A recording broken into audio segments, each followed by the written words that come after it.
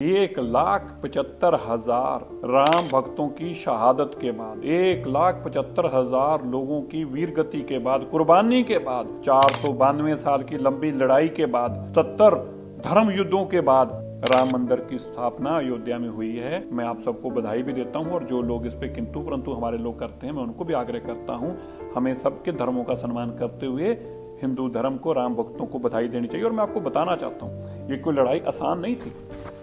जो लड़ाई देश के प्रधानमंत्री ने आपको जीतकर नरेंद्र मोदी जी ने दी है, प्रभु राम ने ये शायद उनसे सेवा लेनी थी, वरना 492 साल तक भी कोई छोटे लोग इस लड़ाई को नहीं लड़ रहे थे। मैं याद करा दूं, 1528 में जब बाबर ने पहली बार यहाँ पर मंदिर को तोड़ने का काम किया, ये मंदिर इतना मजबूत था कि तोपों के साथ इसको तोड़ने का काम किया गया।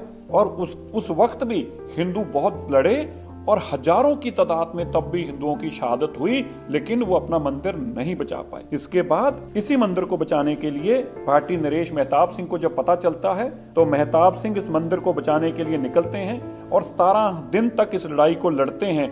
लेकिन इस लड़ाई को लड़ते लड़ते मीर बाकी, जिसने ये मंदिर को ध्वस्त किया था औरंगजेब के कहने पे, उसकी जीत होती है और 17 दिन के बाद ये सभी लोग हजारों की तादाद में जो लड़ने के लिए आए थे, ये वीर गति को प्राप्त होते हैं। जब ये जानकारी हंसवर रियासत के राजा रणविजय सिंह को पता चलती है, तो अपने पुरोहित देवीनंद पांडे को भेजते हैं 70,000 सेना के साथ। 70,000 लोग फिर लड़ने आते हैं राम मंदिर को बचाने के लिए, लेकिन 70 के 70,000 लोग लड़ते लड़ते लड़ते लड़ते वीर गति को प्राप्त हो गए, मंदिर को नहीं बचा पाए। लेकिन जब राजा रणविजय सिंह को इस बात की जानकारी मिलती है, तो वो फिर खुद राज सिंहासन छोड़कर अपनी धर्मपत्नी रानी को राज देकर 25,000 लोगों की सेना लेकर निकलते हैं और वह भी कई दिनों तक इस लड़ाई को लड़ते हैं। लेकिन वह भी इस लड़ाई को लड़ते लड़ते 25,000 की सेना के साथ वीर गति को प्राप्त हो गए। इसके बाद जब उनकी रानी को यह बात पता चलती है, तो महारानी जो कि जय कुंवर थी, जय कुंवर रानी भी निकलती है और अपने साथ स्वामी महेश्वरानंद को लेती है, जो उस वक्त के बहुत बड़े स्वामी थे। वो संतों महंतों की, राम सेवकों की बहुत बड़ी टोली इकट्ठी करते हैं और इस लड़ाई को लगातार लड़ते हैं और इतनी लंबी लड़ाई लड़ी जाती है, महीनों तक ये लड़ाई लड़ी जाती है। राम मंदिर पे वो वापस कब्जा स्थापित करने में कामयाब होते हैं, लेकिन इतने में मुगल सेना इतनी बड़ी तादाद में आती है कि 2 साल तक वो जो कब्जे में बैठे रहे थे, 3 साल तक, लगभग 2 से 2.5 साल तक, रानी को भी वो कब्जा छोड़ना पड़ता है और लड़ते लड़ते लड़ते वह भी वीर गति को और उनके साथ स्वामी महेश्वरानंद भी वीर गति को प्राप्त होते हैं। यहाँ पर बात नहीं रुकती, मीर अली की जीत होती है। इसके बाद अकबर का जमाना आ जाता है। अकबर ने बीरबल के कहने पे, और आपने नाम तो सुना है, एक बहुत बड़ा नाम हम सब लोगों को सुनते रहे हैं, टोडरमल जी का। टोडरमल जैन जो बहुत बड़े व्यापारी थे अकबर के समय में भी, उनके कहने पर यहाँ पे एक मंदिर की स्थापना की जाती है कि मस्जिद के साथ एक छोटा मंदिर बना दिया जाए और ये मंदिर चलता रहता है। और इसके बाद ये मंदिर इसी तरह चलते चलते समा आ जाता है शाहजहां का। शाहजहां भी इस मंदिर को इसी तरह रहने देते हैं और इसकी पूजा होने देते हैं। लेकिन जब औरंगजेब का समय आता है, तो औरंगजेब अपने सिपाहसलार जाबाज खान को मंदिर को नष्ट करने के लिए फिर से भेजते हैं और अयोध्या में फिर से परशुराम मठ के लोगों के साथ ये लंबी लड़ाई चलती है। लेकिन इस लड़ाई में जाबाज खान को मार दिया जाता है। औरंगजेब को जब पता चलता है 1664 में, औरंगजेब फिर से अपनी एक बहुत बड़ी सेना भेजता है और इस मंदिर के चबूतरे को गिरा दिया जाता है और मंदिर को ध्वस्त किया जाता है।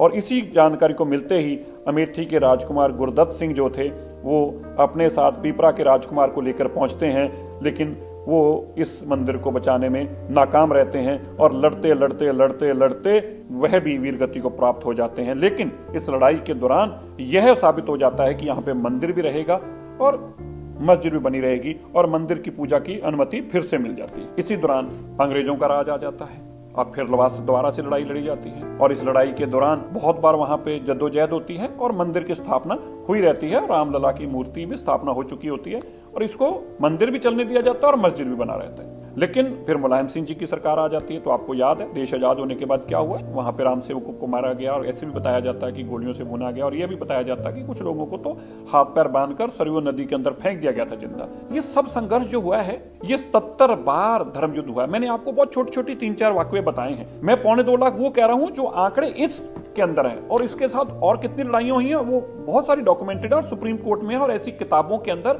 जो ब्रिटिशर्स वेले से लेकर औरंगजेब के वक्त से लेकर अकबर के वक्त से लेकर सब कुछ रिकॉर्डेड डेटा है। तो मैं आपको ये बताना चाहता हूं, ये कोई आसान चीज नहीं थी।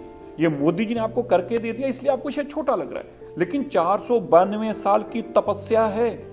लाखों लोगों की खून और शहादत है वहां पर, और इतनी लड़ाई लड़ने के बाद ये राम मंदिर की स्थापना होती है। मैं सबसे आग्रह करना चाहता हूं, हमें सब लोगों का धर्मों का सम्मान करना चाहिए।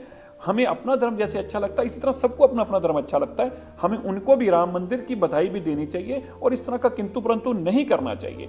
इसलिए ये लड़ाई भी बहुत लंबी थी और इस लड़ाई को लड़ते लड़ते लड़ते ये प्रभु राम की कृपा मोदी जी पर हुई है कि उन्होंने उनको सेवा दी और ये सेवा उनसे ली, और ये 492 साल की लड़ाई, 77 से ज्यादा जो धर्मयुद्ध लड़े गए, 2.25 लाख से लोग ज्यादा मारे गए, और ये तपस्या करते करते करते अंत में जाकर ये प्रभु राम जी का वहां मंदिर बनता है और प्रभु राम जी की प्राण प्रतिष्ठा होती है, जिसके लिए मैं आप सबको बधाई देता हूं। और जरूर इस वीडियो को आगे भी शेयर कीजिएगा।